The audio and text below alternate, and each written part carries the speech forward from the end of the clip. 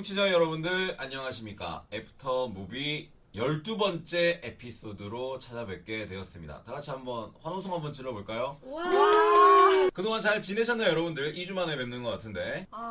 자연스럽게 저부터 항상 말씀을 좀 드리자면 일단 날씨가 이제 진짜 여름이 된 것 같아요. 그렇죠. 네, 그래서 낮에는 너무 덥고 또 밤 되면 또 아직 그래도 좀 쌀쌀한 기운이 남아 있는데 그래서 그런지 제가 좀 냉방병에 걸린 것 같습니다. 그래도 오늘 컨디션이 그렇게 좋지 않으시다고. 막 나쁘진 않은데 좀 면역력도 떨어지고 요즘 좀 일도 바쁘고 막 그랬어서 그게 좀 겹친 것 같은데 여러분들도 꼭 냉방병 조심하시기를 네 바랍니다. 그래서 좀 컨디션이 안 좋지만 그리고 목소리가 그래서 조금 삑사리가 날 수도 있는데 좀 양해 부탁드립니다. 네, 알겠습니다. 그리고 지난 2주 동안에는 원래 그 6월 6일 현충일 있는 주간에 무주 산골 영화제가 있었잖아요. 그렇죠. 그래서 저는 한번 가보고 싶어서 좀 준비를 했었는데 제가 다나님한테 듣기로는 야외 상영이 그렇게 좋다고 하셔가지고 좀 야외 상영작들을 좀 살펴봤는데 생각보다 좀 끌리는 영화가 많이는 없더라고요. 그리고 시간대도 이제 일요일 밤에 너무 늦은 시간에 좋은 영화들, 보고 싶은 영화들이 조금 있고 생각보다는 좀 영화가 좀 약하지 않나 생각이 좀 들어서 실내 상영작들은 독립영화 위주인데 또 같이 가는 사람과 좀 즐기기가 어렵겠다, 좀 진입장벽이 있겠다 생각이 들어서 가지는 못했습니다. 네, 가려고 해봤으나 네, 가지는 못했고 대신에 그래서 백룸이라는 영화를 저번에 백룸 재밌죠? 네, 다나님께서 소개해주셨던 영화인데 보고 왔는데 생각보다 재미있어서 제가 그런 류의 영화를 좀 즐겨보지 않는 편인데도 재미있게 봐서 좀 신기했어요. 네, 그 세계관 전 그런 걸 처음 접하기도 하고 물론 다나님 말씀처럼 좀 초반부가 좀 지루하다라는 느낌은 있었어요. 좀 길다 라는 느낌은 있었지만 제가 느끼기에는 내면의 어떤 트라우마 같은 것들을 그런 공간과 잘 엮어서 영화로 만든 것 같아서 좀 재미있게 봤습니다. 저도 백룸 진짜 재밌게 봤거든요. 네. 그리고 생각보다 흥행이 많이 되고 있어요. 그래서 군체 말고 백룸을 써도 좋지 않았을까. 아니 근데 제가 약간 군체 말고. 저번 시간에 저도 재밌게 봤는데 너무 호평을 했나? 이런 생각이 드는 거예요. 그래서 저 재밌게 보긴 했는데 백룸 얘기하시는 거예요? 네네, 백룸. 그래서 주변에 본 친구들 중에서는 제가 제일 재밌게 본 거 같긴 한데 그게 약간 호불호가 좀 갈릴 맞아요. 수 있는 그쵸. 게 기존에 있지 않은 장르잖아요. 그런 리미널 스페이스에 대한 약간 호러 플러스 스릴러면서도 그런 공간이 주는 공포감을 주는 그 장르가 되게 새로운 거라서 그런 거에 대한 좀 새로운 시도에 대해서 좀 거부감 있으신 분들은 호평을 줄 수도 있겠다라고 생각을 했거든요. 근데 이동진 아저씨가 4.0 주는 거 보고 저는 갑자기 확신이 들고 철학이 보이고 감독의 철학이 보이고. 하지만 그 감독이 20살이에요, 20살. 맞아, 그게 진짜 최연소라고. 대단하더라고요, 진짜. 저는 그 마지막 장면이 계속 생각이 나는 거예요. 저도요. 그쵸? 뭔가 계속 여운이 생각보다 더 오래 남아가지고 문득문득 그 영화의 마지막 장면이 떠오르면서 와 이거 뭔가 속편이 기대되고 뭔가 다음 이야기가 또 기대되고 그런 부분이 있는 영화였던 것 같아요. SCP 재단이라는 설정 노름하는 장르가 있잖아요. 혹시 아세요? 그러니까 슈퍼 내추럴한 존재들에 대한 설정을 이렇게 적어 놓는 거예요. 그게 SCP 재단이라고. 근데 그게 한 개, 두 개씩, 그러니까 누구 특정 작가가 있는 게 아니라 여러 유저들, 여러 인터넷 공간에 있는 사람들이 그런 걸 하나, 두 개씩 추가하면서 설정이 점점 커지는 약간 설정 노름하는 건데, 그 백룸도 약간 그거와 비슷한 설정을 가져다 쓰는 것 같더라고요. 영화에서 보니까. 그 감독님이 엔싱크라는 설정을 자기가 그 리미널 스페이스 백룸에 붙인 그 제일 처음 그 한 사람이어가지고 나중에 그 조사하고 그런 회사의 설정이 그분의 그 최초 설정인 것 같더라고요. 그런 어떤 이상 현상들을 조사하는 회사가 있고 관리하는 회사가 있고 그거에 대해서 뭐 어떤 그런 설정이 붙으니까 좀 그런 설정 노름 좋아하는 사람들은 충분히 또 많이 좋아하겠다는 생각이 들더라고요. 네, 그래서 마지막 부분을 이제 보고 딱 영화관을 나섰는데 처음에는 그래서 백룸이 뭔데? 막 이제 맺히면서 나오는데 또 생각해 보면 볼수록 좀 그래 좀 다양하게 해석될 수 있겠다라는 생각이 들어서 대신 볼 때는 너무 괴로웠거든요. 무서웠어요? 저는 은근 좀 그런 부분이 있었죠. 저는 공간에 대한 그 공포가 굉장히 아, 심해요. 진짜. 진짜 막 가리고 보고 막 손발에 땀을 흘리면서 어머. 막 봤는데 너무 어. 이제 고통스럽게 보긴 했는데 그래서 몰입감은 확실히 진짜 있었고 또 생각할 거리도 있었다. 예. 네. 그래서 군체보다는 라는 생각을 좀 했었다 저도. 네, 아무튼 그래서 저는 백룸을 보고 왔고요. 그리고 또 이번에 오늘 이야기하게 될 영화 디스클로저 데이까지 보고 왔습니다. 네.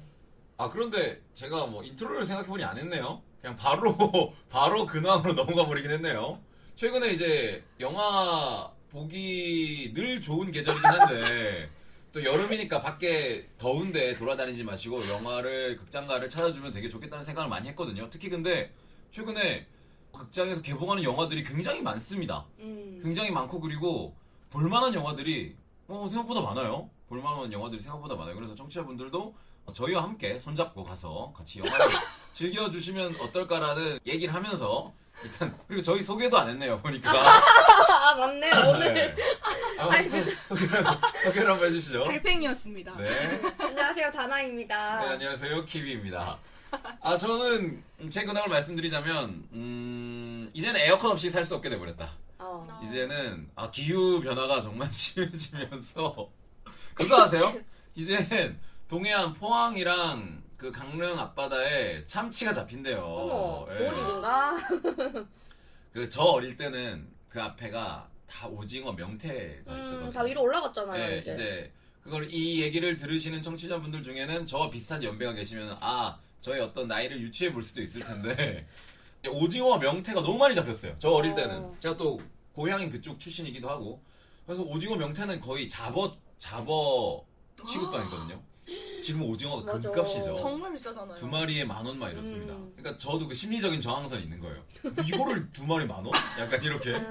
근데 이제 오징어와 명태가 가고 걔는 이제 러시아로 가버리고 참치와 방어가 이제 올라오기 시작했거든요. 그래서 좋아해야 될 건가 슬퍼해야 될 건가 약간 좀 그런 생각이 드는데 그만큼 많이 더워졌죠.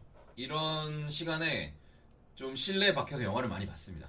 에어컨과 함께 영화를 저도 이번에 근데 생각해보니까 2주 동안에 뭐 어떤 영화를 봤지 꼽아보니까 생각보다 되게 많이 봤더라고요.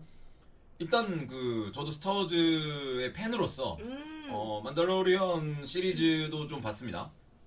시즌이 3개잖아요. 그 사이에 보바펫도 있고 그래가지고 다 보진 못했는데 시즌 1 거의 다 챙겨봤고 그래가지고 그로그를 안 볼 수가 없겠더라고요. 그래서 극장으로 바로 달려가서 만달로리언과 그로그를 챙겨봤습니다. 안 보신 분이 있다면 저는 이거 꼭 보라고 말씀드리고 너무 싶어요. 귀엽죠 그로구가. 네, 장난 아니에요. 진짜로.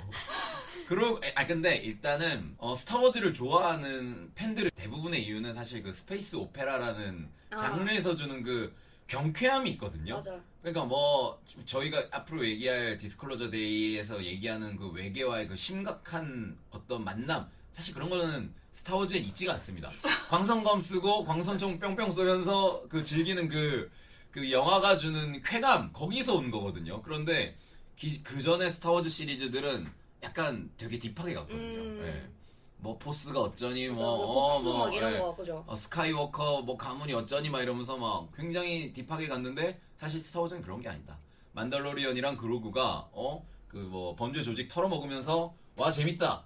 이거를 진짜 너무 즐기고 왔습니다. 영화를 한 번 더 보고 싶을 정도로 너무 재밌게 봤습니다. 그래서 청취자분들께서도 안 보신 분이 계시다면 아직 걸려 있거든요. 그래서 꼭 보시기 바랍니다. 그 자바 더 헛 진짜 징그럽지 않았어요? 근데 제가 생각하는 자바 더 헛은 그러니까 거머리 같이 생겼는데 그 친구가 그러니까 흐물텅흐물텅한 거였거든요. 근데 이번에 나오는 자바 더 헛 그러니까 헛 종족이에요. 걔네들이 헛 가문은 근육질이에요. 얘가. 그러니까 근육질해가지고 좀 새로운데? 제가 파워게라고 했잖아요. 굉장히 체급으로 싸운다. 나쁘지 않았습니다. 저는 너무 좋았어요. 너무 좋았어요. 그리고 와일드싱도 굉장히 재밌게 봤습니다. 화제의 영화죠. 화제의 영화지만 저희가 아까 시작하기 전에 조금 얘기했지만 생각보다 관객 수가 덜 들고 있는. 그러니까 바이럴 되는 거에 비해서는 조금 약하지 않나 이런 생각이 들더라고요. 제 생각엔 강동원, 그리고 엄태구, 이렇게 박지현 배우 3명만 있었으면은 이 영화는 별로였을 겁니다. 오정세 배우가 다 했다. 오정세 네. 배우님이 거의 뭐 강동원 배우님이랑 그 엄태구 배우님은 코미디 연기를 잘 못하시는 것 같아요. 이 코미디 연기가 되게 어렵잖아요. 맞아, 어려워. 네, 되게 어려운데 오정세 배우님은 잘하세요. 그러니까 코미디 연기를 한다고 해서 오버를 할 필요가 그렇죠, 없는데. 그렇죠. 막 으악 소리 지르고 막 뭐 웃기게 따라하고 이게 코미디 연기가 아니잖아요. 오정세 배우님, 네가 좋아를 계속 머릿속에 떠나지가 않아요. 네가 좋아 이러면서 막 진짜 장난 듣고 아니에요. 싶다. 그거 그 뮤직비디오도 있어요. 아, 정말요? 그 노래가 한 뭐 길진 않잖아요. 2분 되는데 좋아라는 단어가 진짜 거기 나오는 단어 중에 절반을 차지하거든요. 그래서 이것도 안 보신 분이 계시다면 가족분들과 함께 충분히 볼만하다. 너무 깔깔대면서 오랜만에 극장에서 재밌게 봤습니다. 그리고 이제 그 유튜버 문상훈님이 수입해온 너바나 더 밴드라는 영화, 이것도 봤고 괜찮았습니다. 시간여행 관한 이야기인데 이건 좀 호불호가 좀 갈릴 수 있을 것 같긴 해요. 왜냐면은 그 백투더퓨처에 대한 이야기가 좀 깊게 나오거든요. 그래서 백투더퓨처에 대해서 익숙하지 않다거나 약간 옛날과 현재를 좀 오가면서 이야기를 하는데 그런 거에 좀 덜 적응감을 가지고 계신 분들이라면 재미없을 수도 있겠다. 근데 저는 생각보다 나쁘지 않았습니다. 그런데 관객이 좀 덜 드는 건 이유가 있다. 그러니까 딱 그 정도 수준이었다. 초반에 엄청 핫했잖아요. 그 유튜버 분도 되게 네. 유명하신 분이고 해서 이게 첫 영화 수입인이라서 사람들이 되게 관심 가졌는데 그거에 비해서 후반부에서는 그렇게 바이럴이 안 되는 것 같더라고요. 맞아요. 그리고 바이럴이 안 되는 이유가 있다. 약간 그 정도 느낌이다. 재밌는데 와 쩐다. 뭐 이 정도 느낌은 아니다. 그리고 백룸도 봤었고, 그리고 영화관에서 쇼타 씨의 마지막 출장이라는 영화를 봤습니다. 들어봤어요. 예. 근데 이제 쇼타 씨의 마지막 출장이니까 일본 영화 같잖아요. 저도 일본 영화인 줄 알고 그 일본 영화 특유의 그 따뜻함을 기대하고 봤는데 한국 영화예요. 한국 영화고 그 일본 배우님만 이렇게 한국 감독님이 한 분 섭외해가지고 이렇게 찍었는데 영화가 진짜 별로였습니다. 어떤 점이 별로였나요? 그러니까 영화 대략적인 스토리가 그 쇼타 씨라는 일본 한 약간 중소기업 사장님이 계세요. 그리고 그 사람이 이제 한국에 출장 오려고 술집에서 술을 마시고 있는데 한 한국인 청년이 들어옵니다. 되게 실연을 한 듯한 되게 성심한 표정으로 술을 엄청 먹어요. 그래서 두 사람이 의기투 앞에서 술을 막 먹다가 둘 다 전하지 못한 편지가 하나씩 있는 거야. 그 쇼타 씨는 사직서를 제출하지 못했고 그 한국인 청년은 자기 여자친구한테 전달하지 못한 편지가 하나 있는 거예요. 그러면 우리가 서로 전달해주자. 당신 한국 가세요? 그럼 갔는데 그럼 여자친구한테 꼭 전해주세요. 그러면 저는 일본에 남아서 여행을 더 할 거니까 이거를 사장님 회사에다 전달해 드리겠습니다. 그러면서 벌어지는 이야기인데 좀 재밌을 것 같아. 저도 시노시스만 보면은 너무 따뜻한 이야기. 근데 너무 억지 전개. 진짜 별로였습니다. 네. 진짜 별로여서 제가 웬만하면 이런 얘기 잘 안 하는데 이 영화는 안 보셔도 될 것 같습니다. 나중에 뭐 OTT 올라오면은 뭐 보거나. 아니야.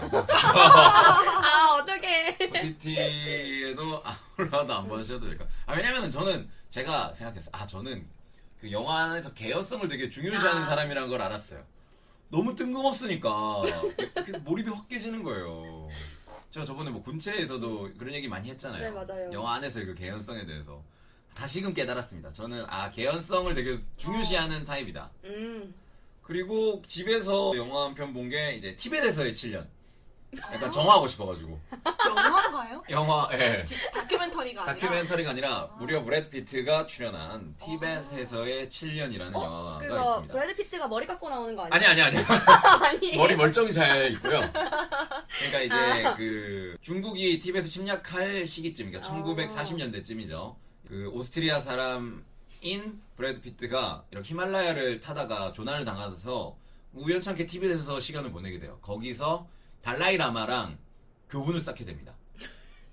근데 실화를 기반으로 했습니다. 진짜요? 달라이 라마는 뭐 아시는 분은 아시겠지만 이게 환생을 통해서 모시잖아요. 거기 티벳 승려들이. 그래서 한 청소년기의 달라이 라마와 그 폐쇄된 지역에서 흔치 않은 외국인인 브래드 피트가 서로 우정을 나누면서 어떤 벌어지는 이야기. 그러면서 단편적으로 중국이 티베트를 어떻게 침략하고 정복했는가에 대한 얘기를 좀 단편적으로 다루고 있거든요. 그래서 약간 벼르고 있었습니다. 지난번에 머니볼처럼 뭔가 이걸 꼭 봐야 되는데 못 봤는데 영화는 되게 좋아요. 영화는 굉장히 훌륭하고 왜 명작인지 알겠다. 뭐 관심 있으신 분들은 저 쿠팡에서 사셔야 됩니다. 아, 5,500원에 사실 수 있다. 자, 이러면 아마 대부분 안 볼 것 같은데. 네. 그래서 영화를 생각보다 꽤 많이 봤어요. 아주 영화적으로 풍족한 한 2주일이 되지 않았나 싶습니다. 저는 이렇게 에어컨을 쐬면서 영화를 재밌게 잘 보고 왔는데 다나님은 2주 동안 잘 보내셨나요? 네, 저도 2주 잘 보냈고요. 컨텐츠도 근데 하나의 컨텐츠. 네, 많이 막 본 건 아니고 그냥 키비님이랑 비슷한 정도로 본 것 같아요. 일단 제가 이번 2주 동안에는 한국 컨텐츠들을 많이 봤어요. 왜 그러셨죠? 뭔가 이제 컨텐츠 안 좋아하시잖아요. 군체 이후로 뭔가 끌리는 게 있었나? 약간 한국 영화 안 좋아하시잖아요. 나 좀 좋아할지도 약간 이러면서 와, 군체가 네. 그런 역할을 했군요. 일단 구경 배우 호자에 당한 거 아니에요? 그 모자 복사부터 제가 한국 콘텐츠를 지금 아. 좀 좋아하나? 이런 오. 생각이 들고 있는데 일단 한국 영화 아닌 거는 독수리 에디라는 영화를 독수리 에디. 봤어요. 네. 그 이름 들어봤어요. 이게 그 영국인이 나오는 영화인데요. 스키 점프 올림픽 선수 맞아. 이야기예요. 스키 점프에 관한 그래서 거였어. 이제 우리나라에도 스키점프로 유명한 국가대표라는 영화가 있는데 그 영화가 이제 그 진짜 유명한 그 미국 영화를 완전히 그냥 뺏겨왔다 이런 이야기가 이 쿨러닝이라는 쿨러닝이요? 네, 뺏겨왔다. 맞네. 생각해보니까 맞을 것 독수리. 같네. 그래서 엄청 욕을 먹었었는데 그 이제 독수리 에디도 같은 소재의 스키점프 이야기라서 좀 비슷하려나 했는데 완전 다른 이야기이긴 하거든요. 일단 이 내용은 이제 에디라는 인물이 그렇게까지 막 능력이 좋지는 않은데 꼭 올림픽에 출전하고 싶은 게 인생의 꿈인 거예요. 대단하네요. 근데 이게 항상 그 좌절당했어요. 왜냐면 실력이 엄청 뛰어난 사람이 아니기 때문에. 이제 열정만으로 주변에 공원과 학원을 하고 다니는 거죠. 나는 올림픽에 꼭 출전할 거야. 그런 식으로 야매로 스키점프를 혼자 막 연습을 하다가 어떤 인물을 만나서 이분도 이제 은퇴한 스키점프 선수 이런 건데 만나서 서로 막 도움을 주고받고 하다가 결국에는 진짜 올림픽에 출전한다. 소림축구인가요? 네, 근데 이게 실제 이야기래요. 네, 그래서 좀 감동이 원래라면 있고 해야 되는데 그 에디라는 인물에 제가 몰입을 못 하겠는 거예요. 왜냐면은 막 이제 사실 영화를 보다 보면은 올림픽 출전하는 게 꿈이긴 한데 이 사람이 그래서 엄청 노력을 하는 것 같지는 않아 보였어요. 그건 아니다. 네, 그리고 주변에 이제 다른 스키점프 선수들한테도 무시를 엄청 많이 당하는데 왠지 알 것 같더라고요. 네, 그리고 또 이게 에디라는 선수의 어떤 성격이 그렇게까지 저한테는 호감으로 다가오지는 않았었기 때문에 왜냐면 제가 이런 말을 하면은 좀 싫어하는 사람도 있을 수 있겠지만 능력에 비해서 너무 많은 그 꿈을 쫓는 게 주변 사람들한테 민폐처럼 보이는 거예요. 왜냐면 부모님이 모아놓은 은퇴 자금까지 이제 올림픽 출전할 때 돈이 많이 나가니까 다 이제 그렇게 해버리고 하니까 영국의 배경이죠? 영국인이라서 이제 그 에저튼 나와요. 아. 그 킹스맨의 그분이랑 또 한 분은 기억이 안 나네. 근데 어쨌든 제가 이제 너무 이제 그렇게 좋게 보진 않았어가지고 근데 스키점프 소재의 영화가 잘 없잖아요. 그래가지고 근데 솔직히 재미로 따지면은 국가대표가 낫긴 한데 근데 그 영화도 막 뭐 좋다 얘기하기도 어려운 게 너무 이제 그 뺏겨온 영화다 보니 네 그래서 그 영화를 하나 봤고요. 나머지는 이제 쿨러닝은 이제 되게 옛날 영화잖아요. 저는 근데 되게 좋아하는 영화거든요. 쿨러닝. 봅슬레이라고 하더라고요. 네, 봅슬레이, 자메이카 봅슬레이에 대한 그리고 인터넷의 용어 탈룰라가 그 영화에서 나왔죠. 그렇구나. 네, 그래서 탈룰라로 이제 유명한 쿨러닝 안 보신 분 계시다면 한번 보는 걸 추천드리겠습니다. 네, 그리고 이제 그 제가 저번 시간에 모자무사 너무 재밌게 봤다 이랬는데 네. 거기에서 또 인상적인 캐릭터가 그 강말근 배우님이 연기하신 배우. 그 고혜진 역할을 제가 또 인상적이게 봤어요. 근데 강말근 배우님을 제가 이제 코로나 시기쯤에 찬실이는 복도 많지라는 영화가 개봉을 했었는데 맞아요. 그 영화에서 그 주연으로 이제 나오는데 감독을 꿈꾸는 사람으로 나오거든요. 근데 거기서도 연기가 너무 좋았어요. 그래가지고 거기서 좀 인상 깊게 보고 있었는데 그 이후로 잘 되셔서 여러 작품에 나오시다가 모자무사히도 나오시고 한 거였는데 이 고당도라는 영화를 그래서 봤습니다. 고당도라는 영화가 한국 독립영화거든요. 그래가지고 봉태규 배우도 나오고요. 그다음에 또 장리우 배우님도 나오는데 이게 어떤 내용이냐면 아버지가 뇌사 상태로 오랫동안 있으신 와중에 의사가 오진을 해요. 이제 곧 돌아가실 것 같다. 어떻게? 네, 그래가지고 이제 장례식을 곧 치러야 되는 상황에 처해 있는데 이 봉태규 배우가 맡은 역할이 지금 사체를 엄청 끌어다 써가지고 쫓기고 있는 그런 상황이 된 거예요. 그래서 이분이 자기가 돈이 필요하니까 장례식을 하면은 돈이 들어오잖아요. 아, 그래서 강말근 배우가 누나인데 누나 진짜 미안한데 장례식을 가짜로라도 미리 땡겨서 하자 이렇게 된 거죠. 아 근데 영화 재밌을 것 같은데요? 네, 진짜 한국적인 영화거든요. 그러니까요. 근데 그 소재가 재미있고 약간 그런 거잖아요. 뭐 이제 우리의 인생은 뭐 가까이서 보면 비극인데 멀리서 보면 희극이다 이런 느낌이긴 한데 이게 이제 키비님이 중요시하는 개연성이 조금 떨어진다. 아, 네, 그래서 억지로 끌고 가는 게 있다. 네, 그래가지고 소재 자체는 좋았는데 조금 아쉬운 부분이 있어가지고 그래도 이게 진짜 한국적인 영화이기도 하고 저는 또 영화에서 봉태규 배우를 되게 오랜만에 봤어요. 그렇죠. 그런 부분이 좋았고요. 그리고 또 한국적인 영화를 봤는데 이건 너무 유명한 영화라 공동경비구역 JSA를 봤습니다. 아, 제가 이거를 워낙에 이제 쇼츠 많이 돌아다니잖아요, 이 영화가. 그래가지고 본 거 같은 거예요. 안 봤는데. 내적 친밀감이 있어. 네, 그래서 그 안 챙겨보고 있다가 갑자기 문득 이거 꼭 봐야 되겠다 생각이 든 거예요. 그래가지고 이제 봤는데 와, 이 영화가 진짜 한국적인 영화다 이런 생각이 들었고 박찬욱 감독님의 초기작을 제가 많이 안 챙겨봤어요. 뭐 복수는 나의 것이라든지. 그래서 이 영화를 보고 나니까 진짜 감독님이 영화를 진짜 잘 만드시는 분이구나. 이렇게 깔끔하게 영화를 만드시다니 하면서 이게 작품이 2000년대 작품이니까 진짜 배우들이 젊거든요. 이병헌 배우랑 막 송강호 배우랑 이영애 배우랑 너무 젊어요. 그런 거 보는 재미도 있었고 이야기 자체도 되게 우리의 어떤 아픈 이야기를 담고 있어서 그런지 또 마음이 울리는 그런 부분이 있었어요. 저는 개인적으로 박찬욱 감독님 영화 중에 박쥐랑 공동경비구역 JSA를 제일 좋아하긴 하거든요. 다나님이 말씀하셨듯이 영화가 엄청 깔끔하게 잘 떨어지고 JSA 같은 경우는 진짜 우리 특수한 상황을 그렇게 잘 풀어낸 거잖아요. 그래가지고 저도 굉장히 좋아하는 영화입니다.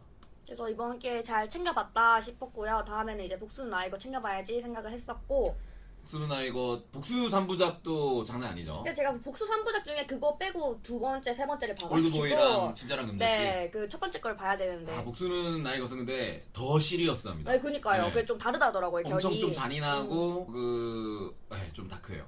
그래서 제가 또 챙겨보면은 또 어떻게 봤는지 전달 드리도록 하고요.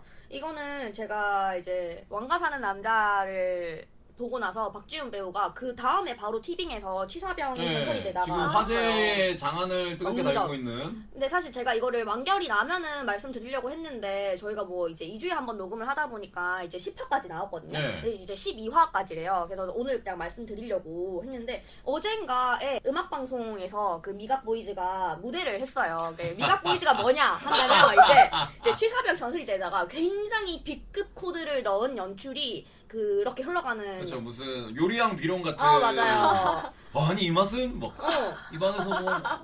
근데 이게 그냥 좀 지루할 것 같잖아요. 왜냐면 매화 음식을 먹는 장면이 나오는데 똑같은 리액션을 하면 재미가 없을 거 아니에요.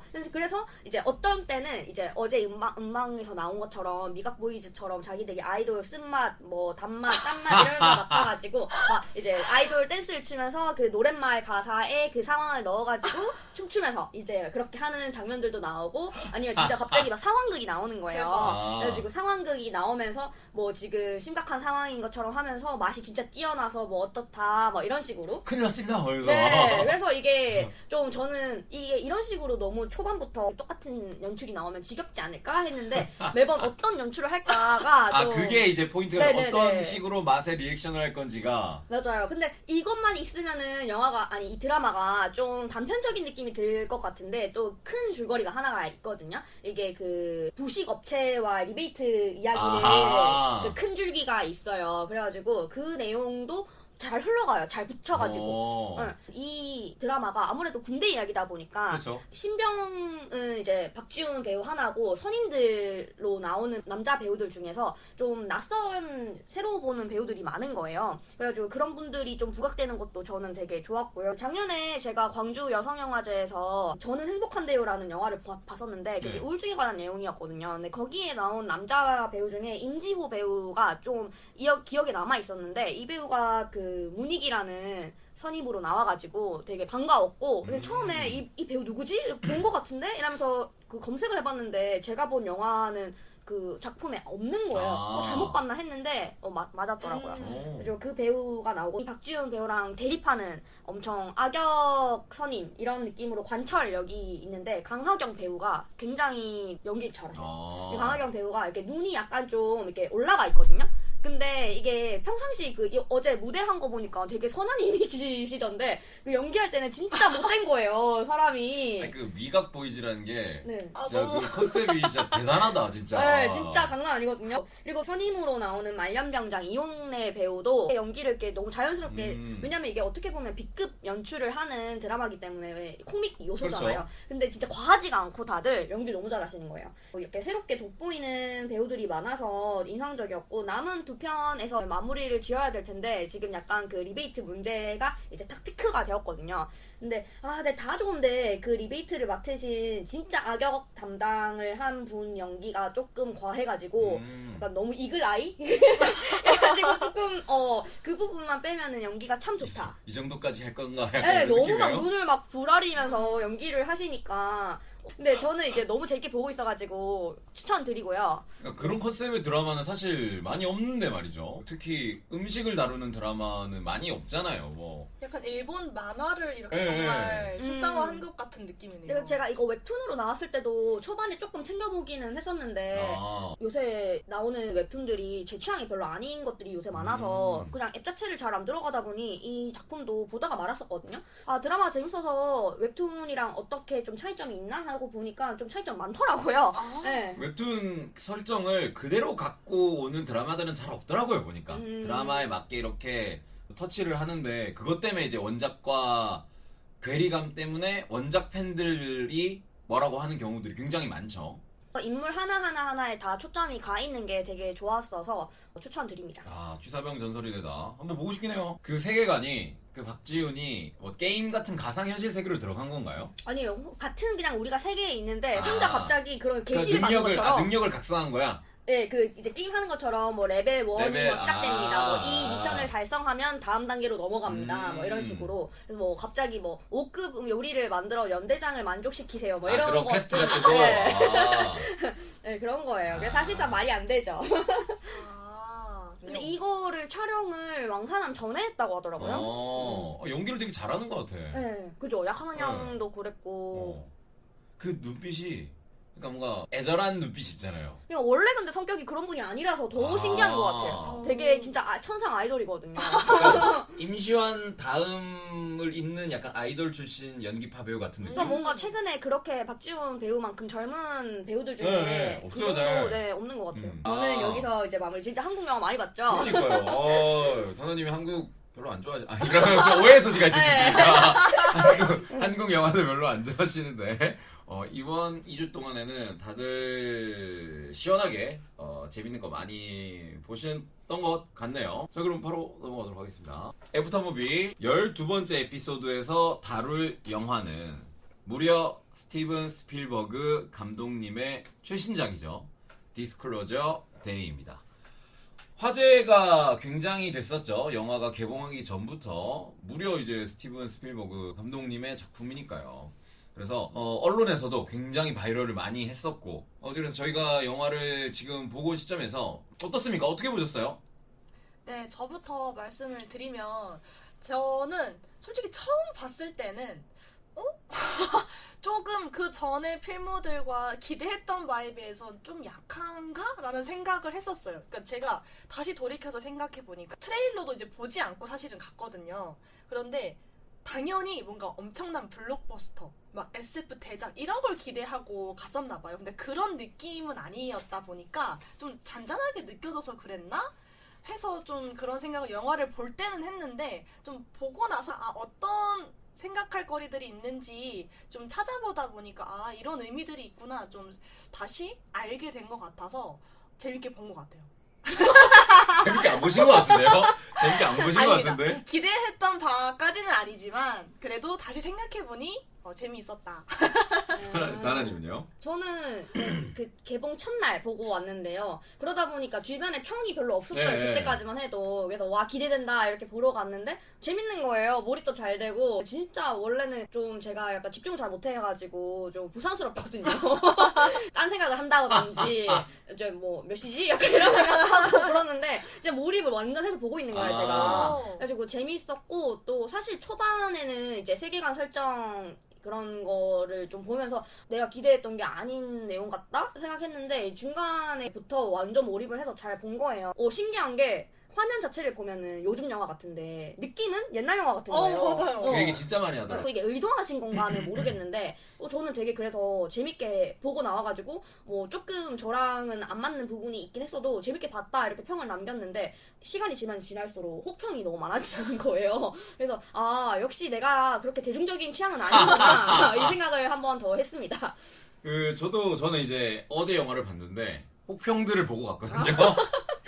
그러니까 너무 칭찬이 없는 거예요, 영화가. 뭐 막말로 스티븐 스필버그 감독님 이제 그 메가폰을 놓으실 때가 됐다. 뭐 이런 얘기도 있으니까 진짜야? 약간 그 정도라고? 그래서 기대를 엄청 낮추고 가서 봤습니다. 그 덕분인지는 모르겠지만 그래도 볼 때는 괜찮았다. 그런데 제가 혹평을 안 듣고 기대를 안 낮추고 갔잖아요. 그러면 진짜 재미없었을 것 같아요. 진짜. 어떤 느낌인지 그 이야기하는 여러 가지 이제 평들을 이제 이해가 되더라고요. 영화를 보니까 어떤 느낌으로 이렇게 됐는지 재밌는 부분과 안 재밌는 부분이 있었는데 결과적으로 얘기하자면은 그렇게 막 엄청 재밌지는 않았다. 그렇게 막 엄청 재밌지는 않았다. 예. 요새 그렇게 그러게요. 요새 영화들이 되게 타율이 좀 큰 소리를 많이 하시네요. 그러니까 저희가 다루는 영화들을 제가 재밌게 못 보고 그 외의 걸 엄청 재밌게 보고 있어요. 그 외의 거를 백룸을 했으면 좋았을 텐데 할 얘기가 진짜 많은데 백룸 다음에 꼭 얘기를 해봐요 우리가. 나중에 뭐 이렇게 스릴러 영화 이런 거 네. 하면은 한번 같이 한번 해보도록 하겠습니다. 그러면은 간단하게 한번 줄거리를 말씀드리도록 할 텐데 줄거리는 사실 진짜 간단합니다. 그 워덱스라는 이제 민간 기관이 있습니다. 근데 그 기관이 뭐를 하느냐? 정보를 숨기는 기관이에요. 정보를 다루는 기관입니다. 그 기관에서 정보, 진실을 대중에게 널리 퍼뜨리기 위해서 그 휴고 및 데니얼이라는 주요 인물들이 벌이는 사투. 이게 끝입니다. 네, 그래서 마지막에 진실을 짜잔 공개하면서 끝이 나게 되는데 그 진실이라는 게 뭐냐? 모두가 잘 알고 있는 진실이죠. 미국 정부가 장시간 동안 숨기고 있었던 외계인에 관한 진실인 거죠. 사실 전혀 특이하지가 않은 진실이잖아요. 그런 이미지들 우리가 너무 많이 봐왔잖아요. 그 음모론을 통해서도 미국 정부가 뭐 에어리어 51 뭐 이런 거 되게 유명하잖아요. 저 사막 한가운데 구글 위성으로 찍히자는 기관이 있다. 이거 그리고 외계인 시체 해부하는 장면들 이런 거 되게 옛날부터 조잡하게 그 조작된 영상으로 되게 많이 봤잖아요. 그래서 저는 약간 제 이제 감성들을 좀 이어서 말씀드리자면 옛날엔 제가 그 외계인에 대한 영상 또는 자료들을 접했을 때 제가 나이가 10살? 한 이쯤이었거든요. 그때는 이런 책이 있었습니다. 아니 세상에 이런 일이 이러면서 그런 책이 있었어요. 귀신에 대한 이야기, 외계인에 대한 이야기, 진짜 말도 안 되는 합성 사진을 이렇게 했는데 그때는 어릴 때는 그런 걸 되게 좋아하잖아요. 그래서 외계인이 진짜 있다고? 헉, 외계인 이게 해부 사진이래, 이게 외계인 사진이래 이러면서 그때 막 봤다가 그게 가짜라는 걸 알고 되게 실망하고 그랬는데 그때 이미지를 영화가 그대로 갖고 왔거든요. 그러니까 그레이 외계인. 네, 그레이 외계인. 그러니까 제가 90년대에 접했던 이미지를 그냥 리마스터링만 해가지고 그대로 갖고 오니까 전혀 그 안에 극중 인물들은 이 진실은 전 세계 사람들이 꼭 알아야 돼. 진실은 너희들만 가지고 있는 거 아니야? 아니 다 알고 있는 걸 이미. 뭘 저걸 가지고 저렇게 심각하게 얘기하지? 일단은 약간 엄청나게 새로운 사실이 아니다 보니까 시작부터 좀 짜게 식는 부분들이 좀 있었습니다. 그래서 소재가 소재이니만큼 외계인을 다룬 영화들은 우리가 되게 많잖아요. 최근에 뭐 프로젝트 헤일메리 예. 비교를 안 할 수가 없더라고요. 그 외계인과의 조우를 프로젝트 헤일메리는 얼마나 유쾌하면서도 재밌으면서도 감동까지, 물론 제가 그걸 재밌게 봤긴 했지만 영화를 되게 챙겼는데, 이 디스클로저 데이라는 거는 바이럴 시작할 때부터 엄청나게 영화 자체가 일단 폭로의 날이에요. 응. 그러면서 막 이제는 진실을 알아야 된다 하고 엄청 기대를 했는데, 근데 외계인이란 거는 알기는 알았죠. 그랬는데 얼마나 대단하게 그거를 공개를 할까, 그 내용이 어떤 걸까를 궁금했는데, 까봤더니 내가 예전에 먹던 그 맛이네? 라고 짜장면 맛집이라고 해서 찾아갔더니 뭐 짜파게티 맛이네? 약간 이런 느낌이니까 그럼 만약에 외계인이 그레이 외계인 모습이 아니라 로키 모습이었으면 어땠을 것 같아요? 그럼 좀 달랐을 것 같아요. 그러면 좀 달랐을 것 같아요. 저도 그렇게 예, 생각하긴 예, 했어요. 그레이 근데 외계인. 또 이 영화의 전반적인 분위기 자체에 로키가 나오면 이상하다? 안 묻을 것 같지 않으세요?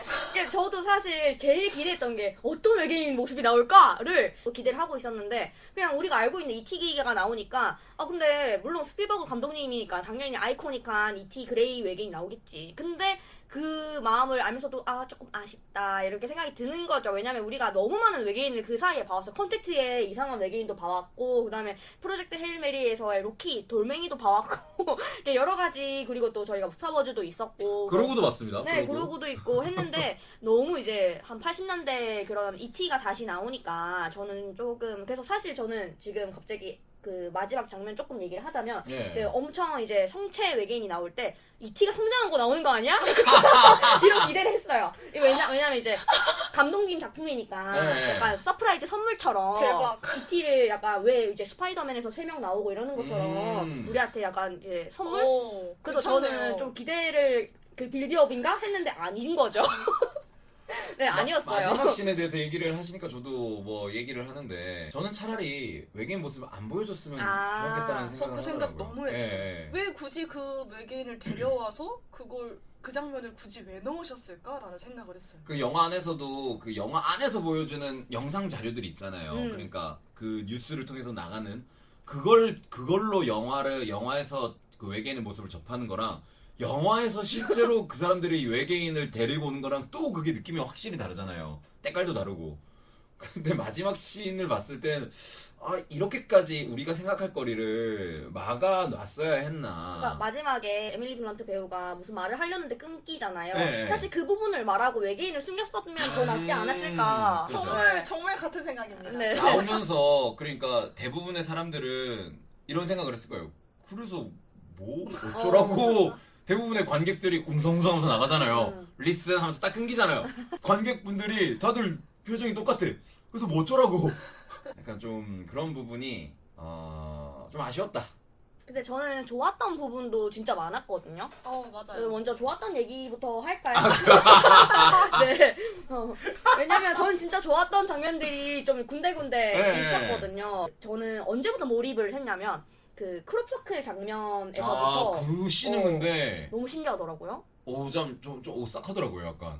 그래서 이게 어떤 이 조시 오커너 배우가 어떤 역할인지 우리가 끝까지 잘 몰랐잖아요. 나중에 알게 되는데 이 사람이 외계인이 아니고서야 왜 갑자기 크롭서클이 주변에 생기지? 약간 의문이 들고, 와, 이 장면 자체가 너무 멋지다 이렇게 돼서 확 몰입이 그때부터 됐거든요. 콜린 퍼스 배우가 같은 장소에 두 번 나와서 갤로핑이라 하나? 그래서 접촉하는. 네, 그 장면에서는 거의 뭐 이제 고문을 당하잖아요. 그 제인이.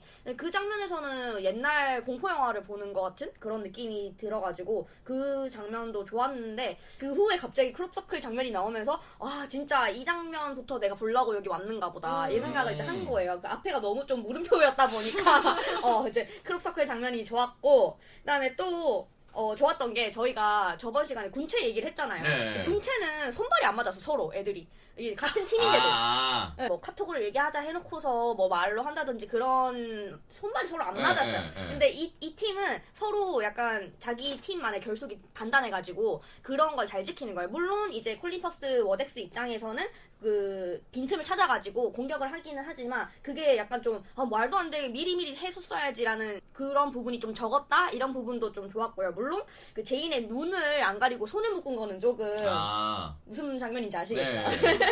그런 부분은 약간 달팽이님이 저번 시간에 말한 것처럼 뒷목을 쳤어야지. 약간 네. 뒷목을 쳐서 기절을 시켰어야지. 똑같이 당했습니다. 저는 거기에서 똑같이 당했어요. 왜 저거를 저렇게 놔둬? 아니 뭐 손 묶으면은 뭐 밖에 못 푸라고? 그렇게 하면 푸는데. 그리고 또 좋았던 게 달팽이님이 백룸을 보면서 트라우마 다루고 이런 얘기를 했는데 이 영화도 사실 그런 부분이 있잖아요. 완전히 똑같이 재현을 하고 경험을 하고 직면을 해서 트라우마를 해결해주는 그런 부분도 저는 되게 감동님스럽다, 되게 따뜻하다 생각을 했는데 그 장면에서 이제 떠올리잖아요. 그 장면을 동물들이 나를 빤히 보는 거에 대해서 다니엘도 공포를 항상 느끼고 있었잖아요. 왠지 근데 모르게. 그게 알고 보니 그게 공포가 느낄 상황이 아니었던 거죠. 그러니까 무서운 상황인 줄 맞아. 알았는데 사실 알고 보니 그 시선이 되게 따뜻한 시선이었던 거였죠. 그래서 저는 그 동물 조우씬이 너무 좋았거든요. 근데 살짝 깼던 거는 그 외계인의 모습으로 손이 잠깐 나와요. 그게 너무 공포스러운 거예요. 그래가지고 그 동물씬 따뜻하고 좋다, 외계인 착하구나 생각을 하고 있다가 이제 외계인 진짜 손이 나왔는데 이 생식 실험 아니야? 약간 이런 생각이 들면서 그 영화의 하이라이트 장면이 그 동물의 그 사슴의 눈에서 얼굴이 카메라가 반전되면서 그 외계인의 눈으로 바뀌면서 외계인이 얼굴의 반쪽이 드러나는 씬이 있잖아요. 그러니까 그 존재를 명확하게 드러내잖아요. 아, 이게 결국에는 외계인에 대한 어떤 외계인이 그린 큰 그림이었구나라는 게 드러났는데 저도 저렇게까지 드러내야 되나라는 생각을 계속 했어요. 그냥 차라리 동물의 시선으로서 나타내면은 훨씬 더 신비롭지 않았을까라는 생각을 좀 계속 하게 되더라고요. 이게 무슨 막 나무 막대기 같은 외계인 손가락이 손으로 거미 같잖아요, 약간 거미. 이렇게 애 얼굴을 감싸는데 너무 공포스럽고 에일리언 같고 좀 그러니까 그랬거든요. 그게 걔네들한테 해를 끼치려는 거는 계속 영화가 계속 얘기를 하잖아요. 외계인은 약간 우리 편이라는 느낌을 계속 주는데 그 비주얼이 주는 섬뜩함이 그러니까 애들 입장에서는 트라우마 생길 수밖에 맞아요, 없는 맞아요. 입장인 것 같았어요. 그래서 그 장면이 약간 좀 혼란스러운 감정을 주긴 하는데 동물 조우씬만큼은 진짜로 좋았고 그다음에 제가 원픽으로 꼽는 게 트레일러에서도 나왔던 에밀리 블렌터가 그 외계인 방언 쓰는 장면. 이렇게 막 네, 이런 소리를 그게 내면서. 너무 좋았어요. 어떻게 연기를 이렇게 잘하지? 저희가 사실 조시 오커너 배우도 라이브 자웃에서 다뤘고 에밀리 블런트 배우는 최근에 뭐, 악마는 프라다를 그렇죠. 입는다에서 워낙 다뤘는데 유명한 배우니까. 두 분 다 연기를 너무 잘하시잖아요. 네. 맞아요. 그래서 뭔가 이번에도 에밀리 블런트 배우가 진짜로 원탑 주연 같았고 조시 오커너 배우는 좀 받쳐주는 그렇죠. 그런 역할을 같았거든요. 사실 그 조시 오코너 그 데니엘의 역할이 더 중요할 거라 생각했는데 아니었어요. 알고 보니까 아니었어요. 그래서 그 에밀리 블런트 배우가 사실 진짜 힘들었다 싶은 게 여러 가지 나라의 언어들도 심지어 한국어도 심지어 하시고, 한국어도. 네, 그리고 또 외계인 방언까지 했어야 되는데 그게 사실 진짜 어려운 역할이라고 생각을 했던 게 본인은 왜 그렇게 자기가 하고 있는지 모르는데 해야 되는 상황인 그렇죠. 거잖아요. 그래서 그 혼란스러움과 동시에 자연스러움이 들어가야 되는 연기여서 저는 되게 이 배우가 진짜로 한몫했다, 이 영화에서. 라는 생각이 들어서 연기력으로. 네, 이 방송 장면이 계속 생각이 나더라고요. 어떻게 이거를 디렉팅을 받았는지도 궁금하고 어떻게 묘사를 하려고 자기가 마음먹고 연출한 건지도 궁금하더라고요. 저도 똑같은 생각을 했던 게 그 에밀리 블런트 배우가 이 극을 이끌어간다는 생각을 해서 정말 왜 자기도 모르게 그 능력에 이제 정말 빙의된 것처럼 마치 뭔가 그걸 막 따라가면서 내가 왜 이러는지 모르지만 거기에 이끌려가는 것을 표현하기가 너무 힘들었을 것 같은데 너무 잘해주신 거예요. 그래서 전 좀 새로 봤습니다. 그 배우의 연기력에 대해서. 네. 그래서 사실 그 조시 오코너 배우도 아까 말씀하신 영화에서 우리가 연기력 너무 좋은 배우인 거 알고 있고 여기에서는 말씀하신 것처럼 조연의 역할을 조금 더 한 것 같고 에밀리 블런트 배우가 정말 그 외계인 그리고 방언으로 하는 그 내용도 너무 좋았잖아요. 그게 아마 모르는 것을 두려워하지 말라. 네, 이 영화의 좀 주요 메시지라는 그렇죠. 생각이 들고 사실 그걸 얘기했기 때문에 마지막에서 그걸 생략을 하신 것 같기는 한데 그래서 그 에밀리 블런트 배우가 그 이끌려가면서 이 외계에 대한 어떤 이해를 좀 이렇게 사람들 사이에서 이렇게 연결해주는 그런 역할을 잘 해주신 것 같아서 너무 좋았어요. 그 알고 있는데 모르는 연기를 하잖아요. 맞아, 그러니까 나는 알고 있어. 그런데 왜 그런지는 몰라. 그거를 표정을 통해서 너무 에밀리 블런트 배우님이 연기를 잘 해주시니까 그 부분은 되게 좋았습니다. 그리고 왜 남자친구랑 있는 장면에서도 되게 재밌잖아요. 네. 그리고 남자친구 입장도 너무너무 이해가 가고 도대체 무슨 말을 하는 거야 막 하면서 하는 그 장면도 막 너무 이해가 되고 막 남자친구한테 나 지금 진짜 몰입했어 막 하면서 막 설명하는 그 장면도 너무 인상 깊게 봐서 진짜 저는 그 배우를 다시 보게 된 영화였어요. 근데 이제 뜬금없는데 여러분들이라면 내 애인이 지금 에밀리 블런트처럼 하고 있으면 말을 따라줄 거예요? 아니면 병원에 신고할 거예요? 병원에 가야죠. 병원에 가야죠. 아니 저는 근데 뭔가 정말로 제 옆에 그 배우님이 계셨다면은 뭐 해야 될 것 같아. 압도돼가지고 나도 압도돼서 했을 것 같아. 뭐 진짜 뭐 일어나고 있는 거 아니야? 약간 이런 느낌이었을 것 뭔가 같아서 이렇게 정말 무슨 영감을 받은 무속인 마냥 뭔가 이렇게 정말 이끌려고 하는 모습이니까 오 하면서 했을 것 같아. 배우 얘기를 좀 해볼까요? 콜린 퍼스 경이 나왔습니다. 오랜만에 이렇게 나오셨는데 좀 살이 많이 찌셨더라고요. 이게 그 분장일까요? 모르겠어요. 뭐 이게 분장인지 CG인지는 잘 모르겠는데 되게 후덕해진 모습으로 나오셨는데 어떠셨어요? 저는 아니 콜린 퍼스는 연기 되게 잘하시는 분이잖아요. 근데 왜 이렇게 빌런 역이 안 붙지라는 생각을 너무 좀 뭐랄까 빽빽 소리만 지르고 약간 받쳐주는 역할이라서 좀 제한적이었던 것 같아요, 역할 자체가. 근데 뭐랄까 그러니까 되게 복잡 다단한 그런 캐릭터를 소화할 수 있는 사람임에도 불구하고 그냥 단편적인 악역만을 보여주면서 그리고 되게 무능해요. 그 조직 자체가 되게 무능합니다. 되게 오히려 왜 이렇게 그 못 부하가 잡아? 되게 열정적이더라고. 그 사람만 진심이야. 그 사람만 잡으려고 진심이고 나머지는 다 진심이 아니에요. 왜 이렇게 못 잡아? 왜 이렇게? 콜린 퍼스도 그렇고 그 이제 워덱스 쪽 사람들만 나오면은 전 되게 깨더라고요. 그러니까. 저도 그랬어요. 네. 아 진짜요? 네. 그 외에 이 에밀리 블런트 배우가 이 마가렛이 다니엘을 구하러 오는 장면에서 구하는 장면이 그러니까 무엇을 의도했는지는 알겠으나 너무 뭔가 현실성이 없게 느껴지긴 그렇죠. 하더라고요. 그렇죠. 갑자기 막 아내로 나오고 이랬을 네. 때? 아 맞아요. 그래서 총을 왜 안 쏴? 나 같으면 만약 저라면은 그냥 저격수 배치해서 그냥 죽였을 것 같은데 왜 그 사람을 이렇게 총을 안 쏘는 것이며 그 부하 그러니까 그 콜린 퍼스의 오른팔 같은 역할을 한 배우만 진짜 진심으로 총 쏘려고 죽이려고 하고 막 차로 밀어붙여가지고 기차랑 찡겨서 죽이려고 하고 하지 다른 대원들은 죽이려고 안 해요. 근데 제가 저는 그 장면도 되게 인상적이었던 것 중에 하나가 다른 그 얘기는 내가 사랑하는 사람이 나온다고 해서 그렇게 갑자기 마음이 누그러지는 게 잘 이해는 안 됐지만 그 스토리 흐름상 적진 한가운데서 둘이 만난 거잖아요. 네. 그 흐름이 되게 좋았거든요. 저는 둘이 만난다면은 둘이 도피하다가 만날 거라고 생각을 했지 적진 한가운데서 딱 만날 거라는 생각을 못 했어가지고 허를 찔렸다 약간 이런 느낌이었어서 그 장면도 또 좋게 기억이 남아있어요. 맞아요. 저도 좀 공감하는 게 그래서 에밀리 블런트의 그 마가렛의 어떤 위상이 좀 확 느껴지는 이 사람은 정말 비범한 인물이구나 라는 게 확 느껴지게 하는 장면이었어요. 그 장면이 사실은 그 영화의 주제를 좀 되게 잘 드러내는 장면이거든요. 그러니까 감독님께서 얘기하고자 하는 사실 메시지가 굉장히 명확하잖아요. 그거는 그 작품에 등장하는 휴고 그러니까 그 워덱스의 어떤 핵심 인물이었지만 이 외계인에 대한 참상과 진실을 알려주기 위해서 몇 년간 5년 이상 잠복해가지고 자기를 따르는 대원들을 같이 데리고 나와가지고 그 진실을 알려주려고 하는 그 대장이잖아요. 그 휴고라고 하는 그분이 이제 콜린 퍼스랑 나누는 대화에서 다 드러납니다.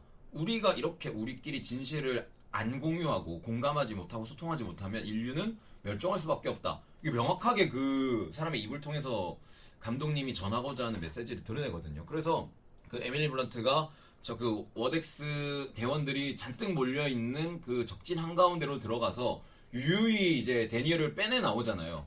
거기서 그 공감과 소통의 강력함, 얼마나 강력함으로써 발휘될 수 있는지를 뚜렷하게 보여주죠. 공감이라는 능력이 이렇게나 강력하게 나타낼 수 있다는 거를 잘 보여주는 어떤 되게 핵심적인 장면이라고 저는 그 생각을 했거든요. 그래서 저는 묘하게 그 주제가 약간 군체랑 닮아있다라고도 생각이 들었거든요. 소통과 부재. 공감. 네. 근데 이렇게 다른 영화가 나올 수가 있구나 이런 게 좀 신기했고 그다음에 저는 왜 이렇게 감독님이 캔자스 시티를 계속 언급을 하잖아요. 그 지역이 중요하게. 그 고민을 많이 했어요. 왜 캔자스 시티로 정했을까? 그래서 제가 내린 결론은 뭐 이미 나왔을 수도 있어요. 왜 그걸 정했는지. 근데 제 생각에는 이제 캔자스 시티라고 하면 오즈의 마법사를 떠올리잖아요. 맞죠. 그래서 오즈의 마법사의 사실상 줄거리가 이제 도로시가 오즈의 마법사한테 갔더니 사실 그 사람은 사기꾼이었고 자기가 사기꾼이고 마법은 존재하지 않는다라는 거를 이제 오즈민들이 알게 되면 안 좋기 때문에 정보를 숨기고 있는 그런 내용이잖아요. 그래서 뭔가 그 주제가 결이 맞아서 캔자스 시티를 고른 거 아닐까 이런 그럴 수도 생각이 있죠. 들더라고요. 그럴 수도 그래서 있죠. 감독님이 또 아무 지역을 넣었을 것 같지는 않아가지고 그래서 그런 맥락에서는 좀 비슷한 작품이겠다 싶기도 하더라고요. 감독님이 되게 세심하게 인물들의 이름이라던가 연출적인 부분이라던가 소품들을 되게 잘 활용을 하셨어요. 뭐 거기 나오는 새가 있잖아요. 이제 마가렛이 그 새를 보고서 자기 안에 숨겨져 있던 외계인이 심어놨던 그 공감 능력, 저는 전지성이라고 생각하는데 그냥 다 알아버리잖아요. 뭐든지 자기가 알고 싶지는 않지만 다 알아버리잖아요. 그거를 깨닫게 되는데 그 홍관조 이제 쾌디널, 영화로 쾌디널이라고 하더라고요. 근데 그게 이제 미국에서 찾아보면은 굉장히 미국에서 인기 있는 새고 그리고 그 천사가 있는 곳에 그 홍관조가 있다라는 속담이 있을 정도로 되게 그 미국의 몇 개 주를 대표하는 그런 새라고 하더라고요. 그래서 어떤 행운이자 어떤 영적 교감의 상징을 나타낸다고 하더라고요. 근데 천사 얘기를 하셔서 천사들이 원래 되게 대천사들이 되게 무섭게 생겨가지고 나타나면 두려워하지 말라고 뭐 하잖아요. 이런 식으로 하죠. 그래서 그 방송 자체에서도 그렇게 말씀하신 게 약간 이게 저는 이 영화 자체가 좋긴 했지만 조금 흐름상 약간 외계인이 종교처럼 되어가는 그런 부분이 있잖아요. 그런 식의 종교적인 부분도 드러내죠. 그래서 그게 저는 약간 좀 안 와닿는 거예요. 그 일단 우리가 제인의 역할을 넣은 이유도 제인이 이제 수녀로 하려고 했던 인물이기 때문에 그 신에 대한 어떤 생각을 넣고 싶었던 것 같아요. 그 역할을 넣은 게. 제가 좀 뜨죠, 근데 그게. 근데 맞아요. 그래서 외계인을 사람들이 신이라고 생각을 할까라고 생각을 해보면 아닐 것 같거든요. 그래서 나중에 막 이제 무릎 꿇고 이런 장면들도 나오긴 하지만 저는 외계인을 어떻게 종교랑 이렇게 직접적으로 연관을 시키지? 이런 부분에 있어서 조금 그 부분이 떤다라고 생각이 들어가지고 이 외계인의 존재를 신과 연결 짓는 거는 사실 옛날부터 되게 그랬거든요. 그러니까 창조주가 사실은 신이 아니라 외계인이었다. 이런 맞아. 거는 굉장히 소설이나 영화적인 소재로도 굉장히 많이 사용을 됐고요. 그래서 만약에 그 영화에서도 나오잖아요. 디스클로저 데이에서도 나오잖아요. 그럼 창조는 우리만 창조를 한 건가요? 라는 거에 대한 의문도 계속 나오고. 그런데 뭐 감독님께서 외계인과 종교는 사실 떼어낼 수 없는 어떤 논점이기 때문에 다루고 싶어 한 거는 좀 이해는 되는데 그게 그 영화에서 잘 섞여 들어가지가 않아요. 그러니까 그 얘기를 굳이 안 하셔도 괜찮았을 법한데 괜히 그거를 좀 다뤄가지고. 진짜 저는 네. 생각이 아예 다른 게 저는 그 부분이 들어있어서 되게 좋았던 아. 부분이 좋았다고 생각해서 이 영화가 이제 왜냐면 사실 종교라는 것도 신이라는 것도 사람들이 본 거 아니고 그냥 믿는 거란 말이에요. 그렇죠. 그리고 또 그런 얘기 하잖아요. 누구나 내 안에 어떤 영적인 그런 본성이 다 있고, 그러니까 우리는 그걸 그냥 마음 안에 있는 것을 신이라고 믿는 것이지 실체가 있는 건 아닌데, 사실 외계인이라는 것도 우리가 사실 지금은 눈으로 보고 뭐 정말 모르지만 외계 생명체가 있는지 모르지만 그냥 있을 것이다 라고 생각하는 거잖아요. 그래서 그렇죠. 저는 그런 어떤 신을 마치 우리가 있다고 믿는 것처럼 외계인 당연히 그런 외계 생명체도 있다고 우리가 믿을 수 있는 거니까 그냥 두려워하지 말자라는 정도로 저는 이해를 해서 약간 비슷하게 놓고 상상해서 그렇게 받아들이는 사람의 입장에서 너무 두려워하지 마. 사실 신이라는 것도 우리 인간을 다 만들었다고 우리는 믿고 살고 종교라는 것도 그렇게 이제 만들어졌지만 그런 존재는 아닐 것이다 라는 거를 전달해 주는 것 같아요. 저는 그게 좋았거든요. 종교적인 코드를 되게 많이 넣거든요. 예를 들어서 휴고가 갑자기 이제 한꺼번에 결근한 사람들 있잖아요. 12명이거든요, 그게. 그게 상징하는 바가 또 있고, 아까 제가 얘기했던 홍관조라는 의미, 그리고 데니얼과 마가렛이라는 이름 그렇죠. 자체가 성경에서도 나오고, 자, 그래서 종교적인 코드가 굉장히 많이 들어가 있습니다.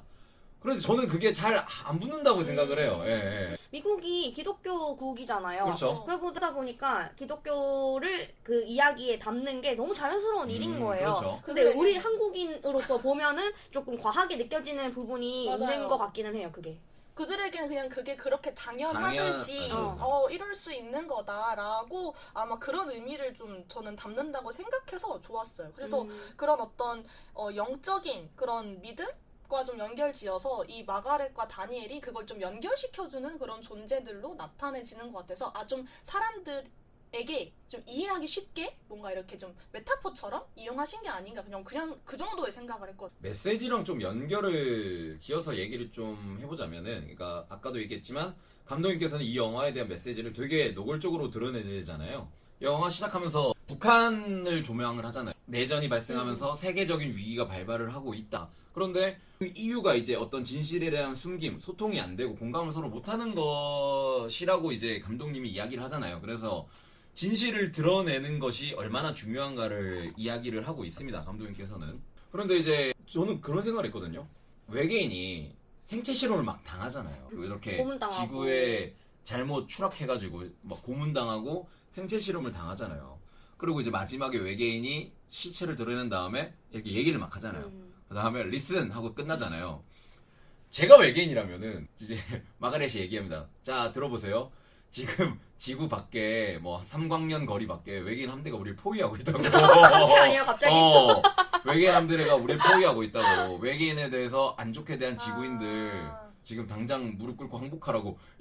그러니까 저는 그렇게 생각했는데. 아 진짜요? 저는 그렇게 진심으로? 생각했는데 진심으로. 아니, 근데 그러니까 그렇게 되면 좀 재밌겠다라는 생각을 했는데. 근데 그게 79년 동안 그 사실을 숨겨왔잖아요. 그리고 외계인 생체 실험 당하고 이런 것도 사실 되게 과거잖아요.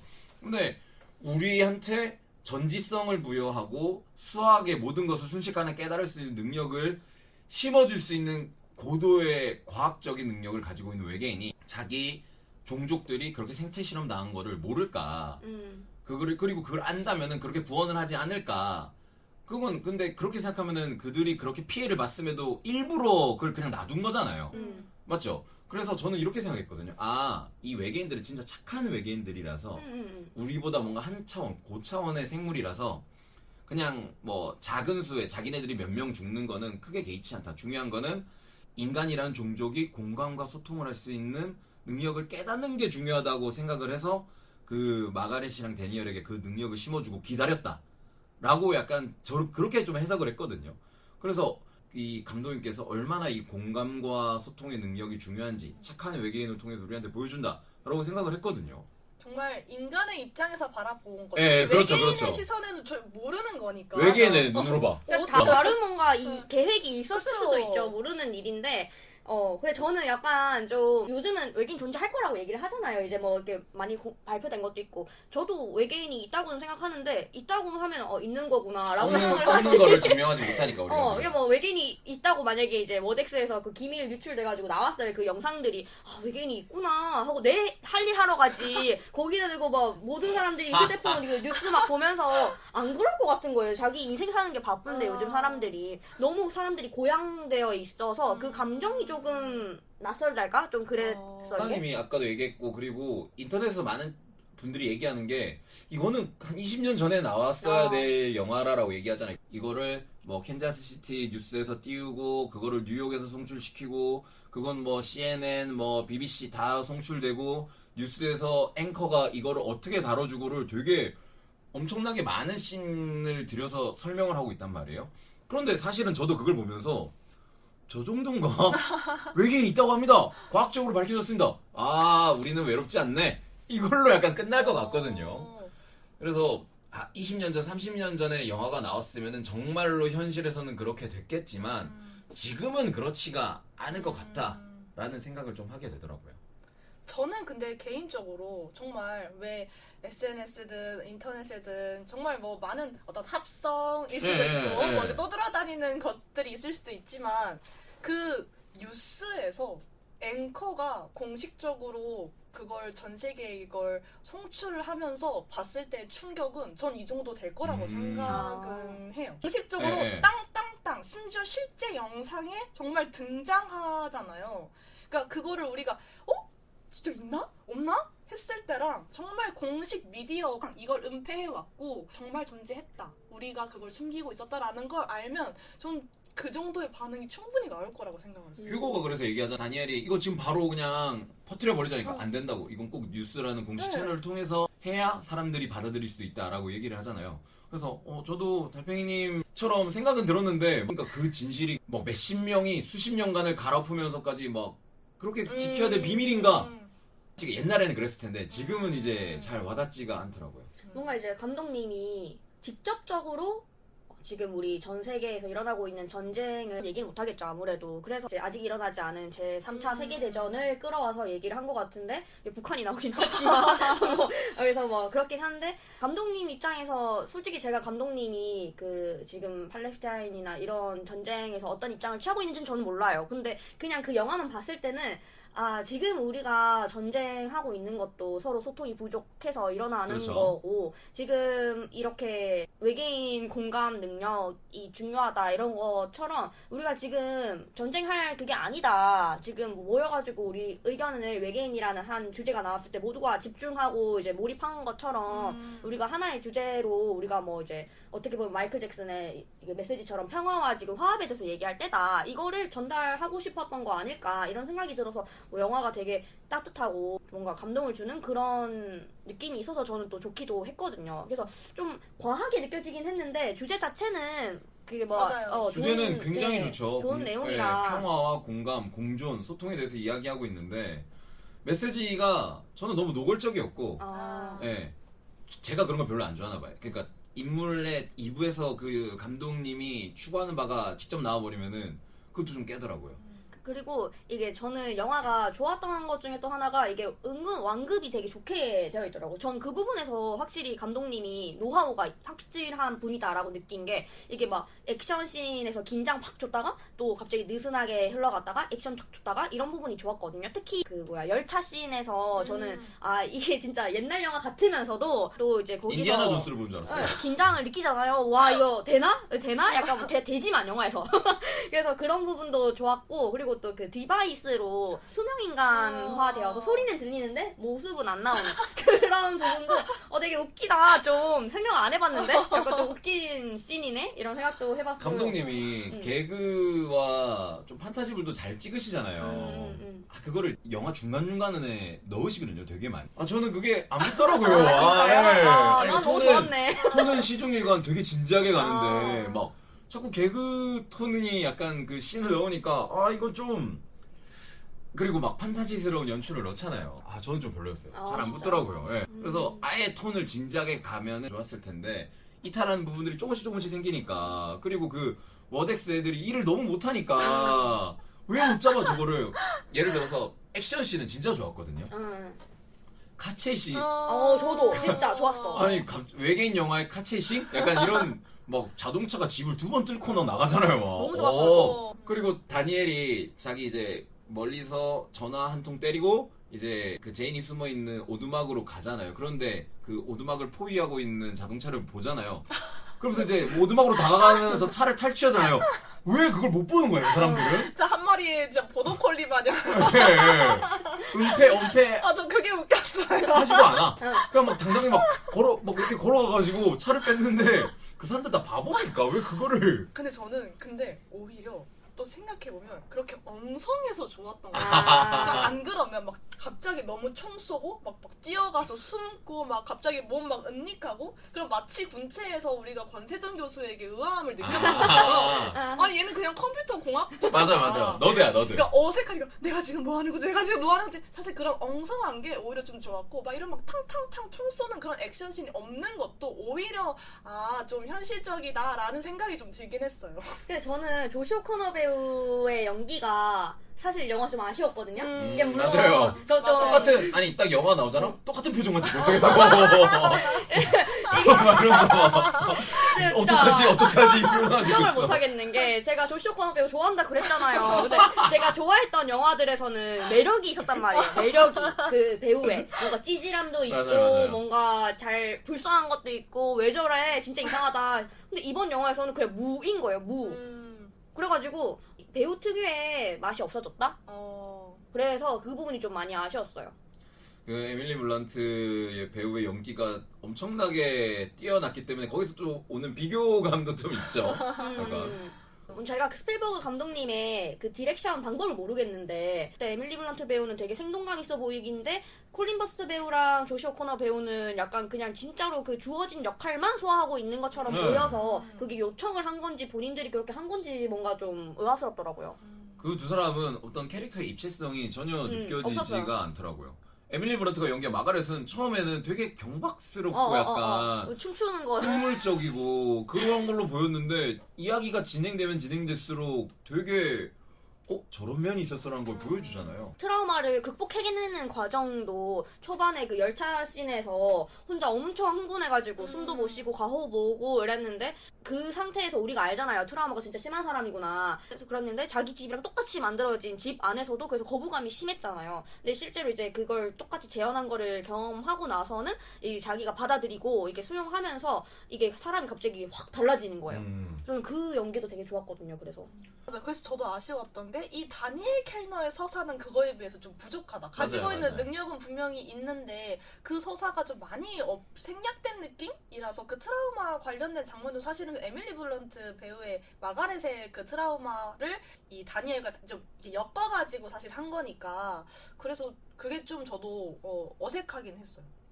우리가 외계인을 만났을 때 어떤 그 경이로움 이런 거는 프로젝트 헤일 메리라는 되게 좋은 영화가 있고 그리고 컨택트 어라이벌에서 나오는 외계인들도 되게 선한 외계인들이거든요. 그러니까 어라이벌이라는 영화에서는 자기네들이 위기에 처했고 지구도 위기에 처할 거니까 외계인이 가지고 있는 언어를 지구인들한테 알려줌으로써 그 위기를 타파할 수 있는 방법을 알려주거든요.